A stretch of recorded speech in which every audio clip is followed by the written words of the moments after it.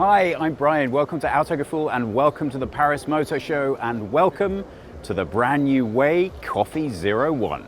It's not every day that we get to introduce a brand new auto brand, and especially one that's going to become a significant player in Europe. So in case you're watching this and thinking, oh, another Chinese brand, I'm not so sure, I think the first thing that's important to say is that this might not be a massively known concept here, but needless to say, with 1.3 billion potential customers, when the Chinese tell you that this is something you should take seriously as an entrant into the European market, you should probably listen to them. This then is from a company called Great Wall Motors, and they already have 9 functioning brands in and around China. This is one of their first 2 entrants to markets as a brand in Europe. There's this and also the sister brand Aura. This is focused on the premium SUV market, so the launches of the Coffee 01 and the Coffee 02, which in China are known as Latte and Mocca respectively. I think it's a little cutesy, but also the idea is that it's supposed to wake you up and invigorate you, and also the auto sector. And they are not kidding around. They've partnered with a German distribution arm that has 22,000 employees. So although your contract will be directly with Great Wall Motors and WEY, when you buy one of these cars, it'll be serviced through a dealer network, which the initial launch is supposed to be with Germany and Sweden. Now, Sweden obviously has a massive electric market. So again, I can't really stress enough, they're not playing around with this. This is going to be a serious entrant into the marketplace. The whole strapline, the whole idea is that they bring you the best recognition of value for money and the most standard features available in any of the cars within its competitive segment. Now, clearly they are well aware of the fact that the brand perception they're going to have coming into the marketplace is a little bit different from where they feel the engineering competition really lies. As far as they're concerned from an engineering standpoint, you should even be comparing this with a Q8. I think what you're supposed to do is look at this and say, you know what, that looks pretty good. 4 meters 87 or 192 inches in length. This is not a short car. And again, if you're looking at it thinking, well, there's nothing particularly distinctive about it, I think that is very much by original design. There are, however, some nice features. These handles that disappear straight into the door, and the way in which the footrail has been integrated into the overall base structure of the car. It looks solid and it looks well built, and that's a really important point. A lot of the comments from early production vehicles coming out of China were they just couldn't hit the manufacturing standard of their European counterparts. Well, if there's one thing you can say for the Chinese automotive sector, they certainly learn quickly. The build quality and finishing of this car, if you look at the seams between the doors and all of the engineering lines of the vehicle, this is a well put together and solid vehicle. Well, Thomas isn't here with us today, but I know if he were, his standard test for build quality, come on, let's find out what this thing sounds like. That is actually really nice, and I think that's the best way that I can show to you without you actually getting the chance to look at this thing yourself directly, how well this feels and looks put together. This is a nice solid start for an SUV lineup. You know what, I think this is going to be what sells this car or doesn't sell this car. The reason being, there is certainly a lot of bias about Chinese construction in the marketplace, and this car sets out to challenge that. So, right from the get-go, you can see the materials are well made and well put together. One of the first things to note about this vehicle is its nod towards the future. They are big to push the idea that this is a fully vegan car. Their whole lineup is fully vegan, and they use that word unashamedly, which, as you know, the European market isn't quite ready for that kind of language. So I like the nod to the future, and I really like the use of the new materials. These seats are really nicely designed. They look aesthetically very good indeed. They do have a premium look and feel. How is it actually going to behave when you sit in it though? Well,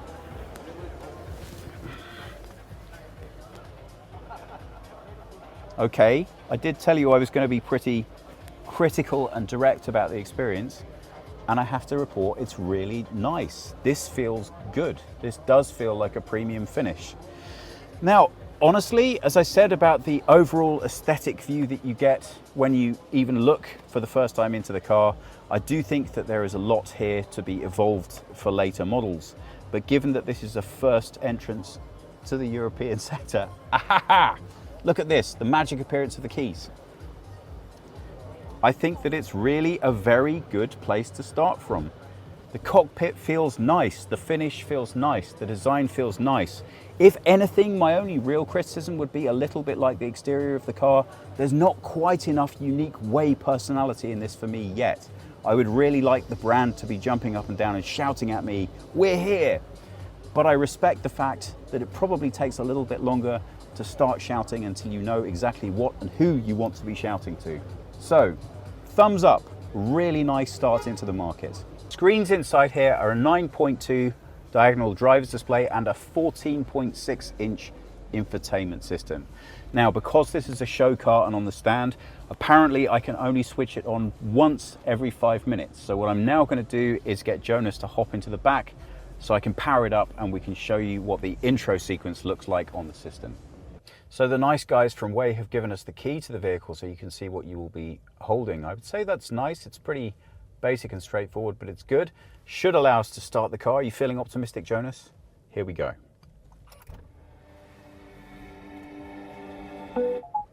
Okay, so you have this initial animation. I don't know if you have to experience this every time. Initial thoughts, let's see.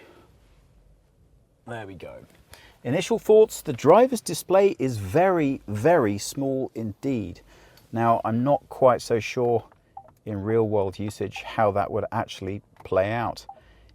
I think it's just not familiar to me in terms of how small it is relative to what you're used to seeing. This I'm not a huge fan of. We have this capacitive buttons on the steering wheel for controlling things. The sound isn't great. The look and feel isn't great, and the display is not great. Again, I think when you look at this car, it's really important to take a deep breath and consider this is a brand new entrant to market. So everything on here has been done very specifically for a reason, to bring the best value that they can bring the car to you at. And I guess these things are expensive. I'm really not sure why they've decided to go with this in this way though. Looking through the steering wheel, well, you'll be familiar from that from other, actually we are in France, certain French manufacturers who have a big enthusiasm for this. I don't know. Let's wait to the drive to see how that behaves. Meanwhile, this to me is nothing to get either particularly excited about or particularly distressed either.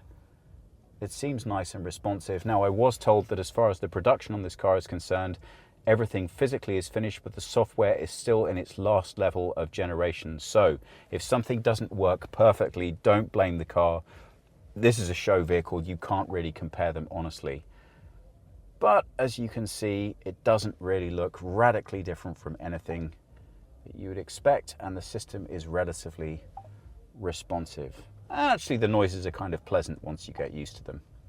So we can see that down here, again, they've gone for touch controls for heating and cooling. Regular viewers know I'm not a massive fan of this. This looks honestly clumsy and difficult to control while you're busy trying to drive the car. I don't think I would enjoy interacting with that so much. And when you look back at the steering wheel for an alternative to be able to directly access it through that, it's not immediately apparent how you would go about that. So again, new car to market, reasonable to understand the learning curve on this is going to be slightly greater than competitors. Other initial criticism, why so much high gloss everywhere? I've only just put my fingers on this a couple of times and already you can see greasy fingerprints. That's going to be a little bit disappointing right from the get-go. Fairly nondescript gear switch here. Now, obviously this car being a hybrid, it has gearbox as well, automatic. You're going to be able to hopefully not interact with that too much, because you should just be driving and enjoying how much money you have left in your bank after having bought it. I would say that the feeling of the finish here is one of quality. The difference between this not being a European first car is just the selection of materials could use a bit of refinement, but I would still give them a really, really high score for how refined the cabin feels. Look at this inlaid light signature where the lights change color, and that can be set and adjusted to match your mood or whatever is happening with you. I really like this finishing. It feels and looks very high quality. So, overall of the cockpit, and we also have a panoramic roof. That, they decided they did want real buttons for. Hooray! Like Thomas, I'm not a huge fan of capacitive stuff. Everything in here looks and feels really well made. Well, this is actually a pleasant surprise. A lot of the time, this is the very last place that manufacturers spend money because they're assuming you're not going to look at it ever. And there you go. I think in many ways, this kind of nicely sums up the car. It's well made. There's a lot of thought that's gone into this. I think what's required for you, the owner, to get the best out of this car is just to have a really open mind, know that the car is well built, know that it's going to have a good future, but be prepared to accept that it is a first entrant into the market, and because of that, just a couple of compromises are going to need to be made. That said, this panoramic roof is great, more than enough room. I'm 5'10" or 178 centimeters, but I have a long torso, so you can compare me to somebody of about 6'1" when I'm sitting down. And as you can see, the one thing you can categorically state about this car is that there is more than sufficient room in the back. And I have to tell you, this for me is the most distinctive part of the design. I really like this. There's something a little bit Volvo-esque about the approach back here. The light signature combined with the cutaways, but this really clean presentation of the rear of the car. Yes, it's immensely big and bulky just here, but it looks stylish, clean, modern, and unique. So 2 thumbs up from me. I think they've done a really good job. Well, obviously the most important thing you have to do with a large SUV is to provide acres of space in the rear. He said zapping at the key and hoping that that would result in the boot opening. We can but hope. There it is. We've got it. Okay. So unfortunately, I don't have an exact detail for you. That's not quite as much space as I would have been hoping for. Let's get out Thomas's ever faithful tape measure and tell you exactly what it is you're looking at. Well, we can go up to 97 centimeters in depth, or 38 inches. For width on the opening itself, it goes pleasingly from 1.14 m, or about 45 inches, and then if you take into account these cutaways inside, you get about an extra 2 inches, or up to around about 1.23 m. So there's a fair bit of space back here, but not as much as I would expect for a car in this class. We have a look under here. Well, you've really got almost nothing in the way of additional storage space, so I think we just solved the riddle as to what happens to a hybrid with a very long range's extra battery. Don't forget, the fully electric range of this car of 147 kilometers. Jonas just pointed out, when you have the boot fully extended, you're going to be pretty pleased that you're only 5'10" when it comes to loading your car. Jonas is well over 6 foot, and as he points out, he has to duck down to get his head under. Well, swings and roundabouts. I'm perfectly happy because I'm not a tall guy, but at the end of the world, there is something I really do appreciate about this particular piece of design, and if you've ever had to put your car in underground parking with a low headspace, you'll know exactly what I mean. Coffee One comes with a massive 40 kilowatt hour battery, and that gives you a huge fully electric range of 147 kilometers. If you want to charge it on pure AC, it should take about 3 hours and 50 minutes, but if you use the much faster DC charging, just 53 should see you full and ready to go. We've been joined by Alex Wolf, who's the chief engineer for WEY, and I really wanted to get him on camera. He's actually, given that we're in the show, much less stressed than I would expect him to be, but this is his baby, and he's pretty excited about it, understandably, so I was hoping that he'd tell us a little bit about what this car is, why it is, and what he hopes to achieve with it. Alex. Thank you. Nice to meet you. You too.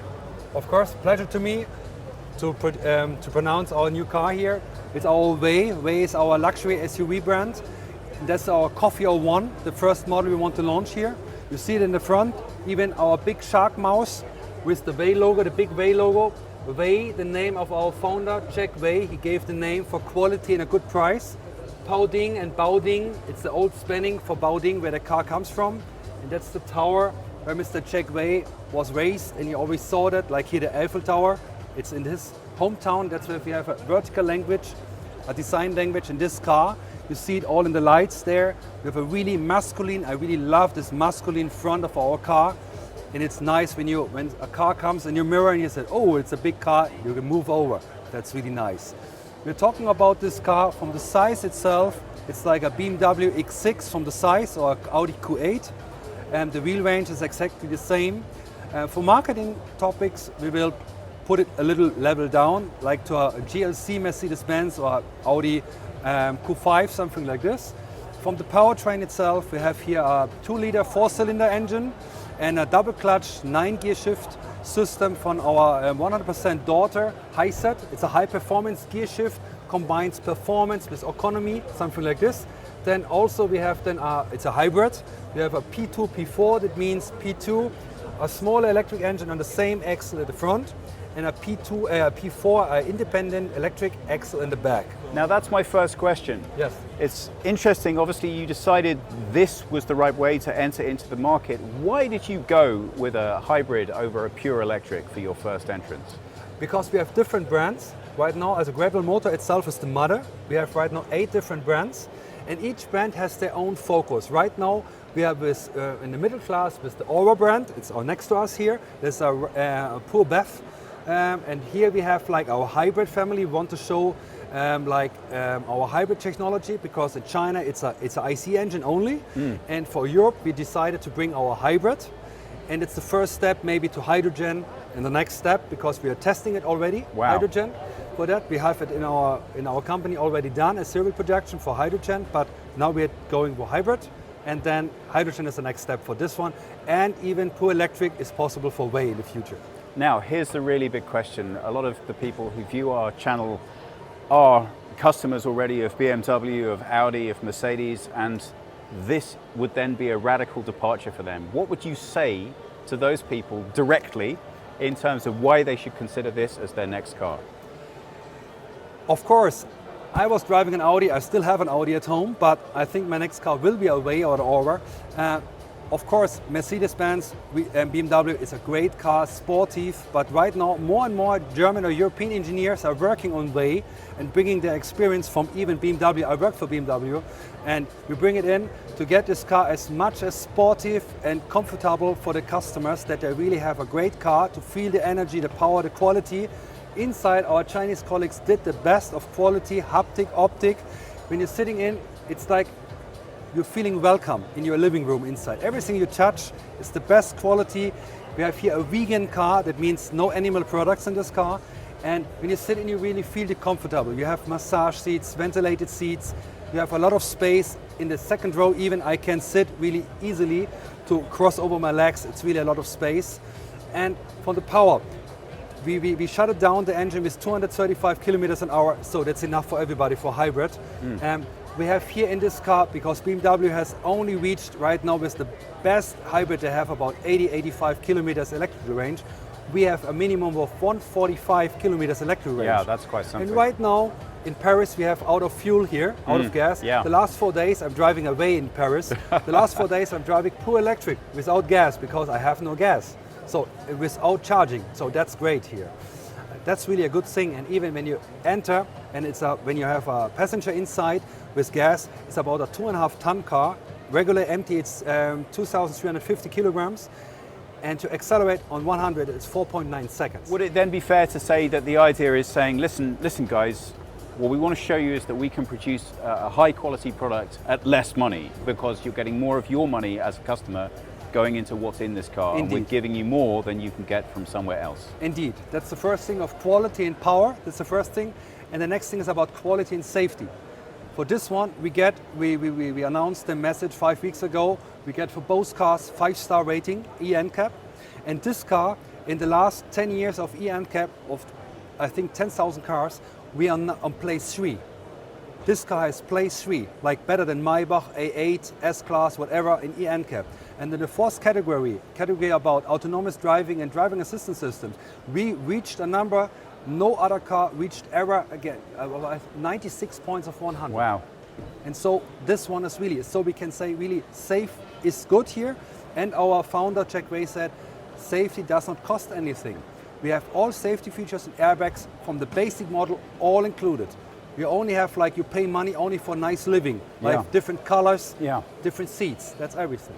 So all of that, and it comes obviously at a significantly lower price. And you have baked a lot of the future into this as well. I know we talked a little earlier about the autonomous driving potential. This is 2+ Yes. currently, is that correct? Yes, that's correct. And that means that it does have the capacity to do something like overtake automatically, but you must still tell the system to do this. Exactly. And then it looks to see if it's clear.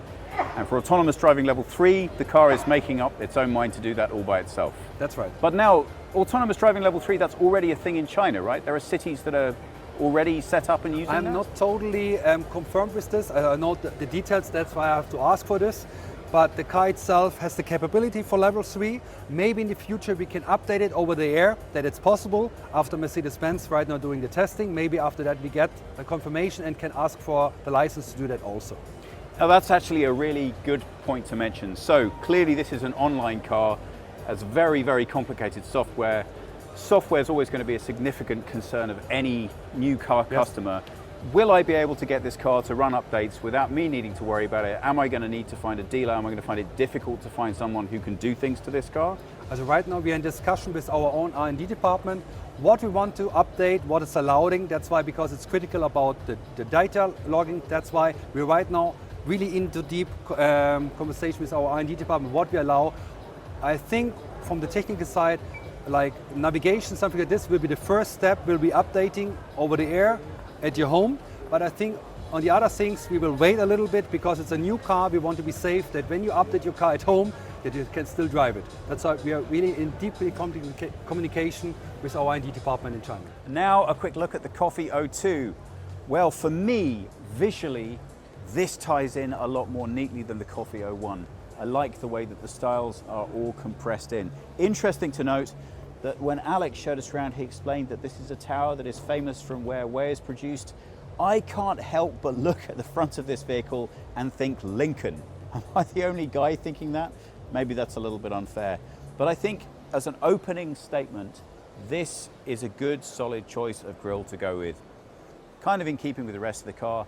The silhouette is a European SUV. It's not making too bold of a statement, and I think that's probably a smart move. Coming round to the side, well, you can see, again, even more traditional styling with these regular standout door handles. For me, this design just works a little better than the Coffee 01. This car is 20 centimeters shorter than the 01. That's around about that. Again, I think compressing that detail, making it look a little bit more rugged, a bit more cheeky, sort of city SUV look, I think actually does give this car a little bit of its own unique identity. I genuinely think if I saw one of these, I wouldn't mistake it for something else, and I don't feel it's trying to be something other than it is. Now, that, to me, really starts translating when you look at the interior on this car. So, this is a different styling. I think is much nicer of a finish. You still have that same quality of materials, but here, because the contrasts aren't so dramatic, you don't get the standout. So the things like this hard plastic door pocket actually looks much more intentional and blends with the chrome effect. So I'm genuinely excited to try that in the drive and see how it translates. But as far as the cabin comfort and the overall driver satisfaction from having one of these things goes, you know what, I have to tell you, if your friends take a seat in this, they're going to be pretty pleasantly surprised.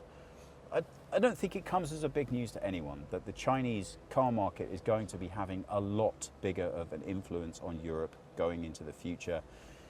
Who knows where that's going to lead us? I think it's all going to be pretty exciting. But I like the fact that this, as a first attempt, tries to take a serious look about what Europeans like in their car design and keeps an awful lot of it in there, whilst putting some pretty good unique touches in here just to suggest the future. How does it drive? Well, we're going to have to wait a little bit longer to find out that. But in the meantime, it's really a pretty promising start. Once we get into the rear here, you might expect that we're going to be lacking a little bit in terms of space. But again, as with the front, I have to tell you, the look, feel and finish of this car, to me, is more comfortable and more reassuring than the 01. So maybe what we're learning here is a little bit more about my personal taste. Maybe I'm just not a big SUV guy, but I like them when they're really well made. and this feels like it's very effectively finished for its size. Again, 5'10", 178 centimeters, plenty of headspace, no panoramic roof in here, which means you're not losing that extra inches there. And look at my leg space. Smaller car, but more than sufficient. Now, I have very, very short legs, but as you can see from my knees here, even if I was over 6 feet in height, I still have plenty of available room. The finishing of this car is excellent. And if I shut this door, it really doesn't sound in any way anything other than nicely put together. Once again, I really won't be able to give you a complete opinion on it until we've actually taken it out on the road and put a few miles on it and see how it behaves. But the rear here really does speak to an excellent overall small SUV experience. Hopefully, you're going to agree with that when you get to take a look at one for yourself. Well, I guess you knew this bit had to be coming. With the narrowing of the sides here and the fact we've lost the somewhat coupe line of the bigger brother, to me, the back is too bulbous, too big. Everything else about the car sort of says small, agile, nippy. This says big, bulky, and less than dynamic. But I think that's an architectural issue with trying to maximize out the space on the slightly smaller platform. I really do like the lighting design. It feels simple, honest, and straightforward, easy to communicate, easy to understand from distance. And the branding itself with the chrome strip underneath makes a nice, clean branded statement to me. There's just not a huge amount back here to get massively excited about. Again, for me, the back of the Coffee 01 really, really works. Back of the Coffee 02 is okay, just not amazing. Now, this should be where the story is on this car, and that's the amount of room we have available in the rear. So as you can see, actually, there is more than a reasonable amount of space back here. Thomas's tape measure coming out yet again. The full depth available to us. 97 centimeters or 38 inches in depth. And then for width, the opening itself around about a very pleasing 104 or about 41 inches for width. And if we take into account the additional space available here, it goes all the way up to about 50 inches or 123 centimeters or thereabouts. And I know Thomas doesn't do this. He's too young and elegant, but I have no pride left. I've got 3 kids, come on, I don't care. This is the realistic available space in the boot. And the finishing, which on the premium model was a little bothersome because you want cleaner, you want more expensive. On this, the cheaper, smaller model, looks absolutely in place and fine. It's really nicely finished for this car. Plenty of space back here. Again, more than enough room for 2 full-size suitcases and plenty besides that. For this size of vehicle, I think they really have got this right. Quality in the finishing is exactly as you would expect for this segment.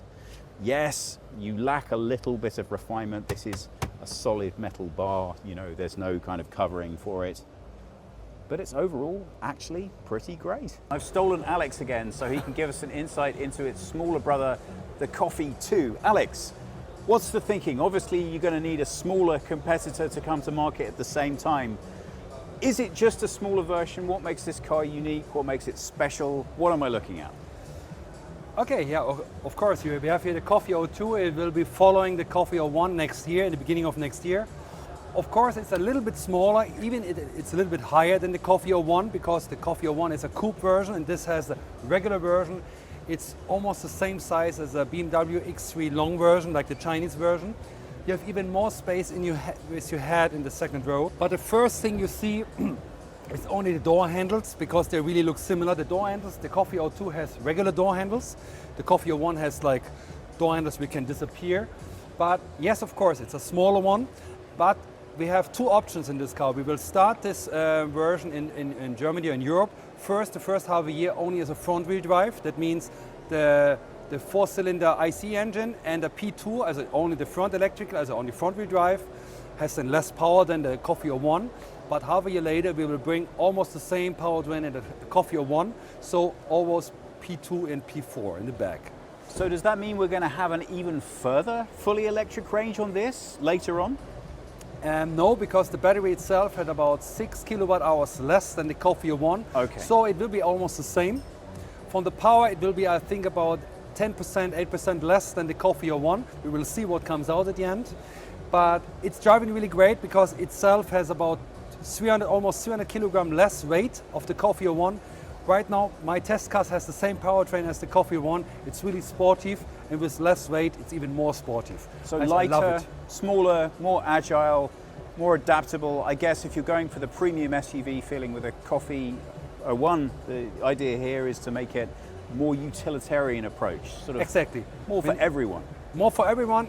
It's a little bit cheaper, and you can go like in the cities. Okay, it's a huge car also, but it's less huge than the Coffee 01. You find easier parking space, and maybe for people who say you want to start from a small car to a bigger car, it's maybe the better step than the Coffee 01.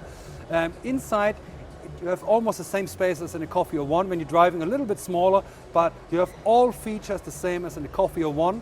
Even the armrest here is more European-like, because the Chinese always going really up and have a space for a little Chinese purse. Here you have the same space, but it goes in 2 options up, so it's more European-like. You will love it there. And there are some features inside, like in the armrest in the front. It's really nice. I like it more than in the Coffee 01. Ah, that's interesting. Should we take a quick look? Of course, please. So this in the darker styling right from the get-go than the Coffee 01 that we looked at. But I'm assuming all finishes are available on all cars. So if I like this finish particularly and I wanted to get this on the Coffee 01, I can do this? The color matching, yes, you can do it. This you can't do in the Coffee 01. In the Coffee 01 we don't have this. In the Coffee 01 it's like more straight up, because we have more space here. That's why here we are sitting a little bit more next to each other, but still comfy. But it's comfortable, sure. You told me already that you have an Audi you're driving, so you already have a very personal feeling about driver systems and how they should present. What's the thinking behind this driver display? It seems very small to me. That's right. We have only the small dashboard here because we are only showing the major things like the electric range, the ICE range, and even here, like in the Tesla, you see here the up to 4 lanes there, and even people are running there, the other systems, when you want to overtake. All this information are also projected into the head-up display, and even more. So we are projecting up to 70% of all driver information in the head-up display. Wow. And you're not worried that might be distracting at all? No, because I really... In fairness, what did I expect you to say? You weren't going to say yes. No, wait. I really love to drive with a head-up display, and when I'm driving fast or in a really testing, concentrating on the road or on the other systems, I really only look through the window and see everything what I need. So I really don't look here. I only look there when I want to know how much range I do have left. That's really interesting. So in the case of the design behind this car, it's fair to suggest that it's considered the driver display is of secondary importance. The future is about the head-up display and the visual information keeping your focus on the road. That's right. Okay, well thank you. That actually makes good sense to me. Now, one other quick question. I know that we're not on the finished version of software for this car, so bearing in mind it's not present currently, is it going to have Android Auto and Apple CarPlay baked into it? Yes. Ah, excellent. And that will be wireless. from launch? And wireless. Yeah, that's important. And available from launch? I think for the Coffee 02, 100% from launch. For the Coffee 01, we're right now deciding because of license things and something like this. Yeah. But the car is able to do it, and it's wireless. So do I think you should give one of these a test drive? Yeah, you know what? I absolutely do. I'm going to. I'm pretty excited about it. And in the meantime, this is just the tip of an extremely large Chinese automotive iceberg that's about to hit Europe. Look out. I, for one, am pretty excited.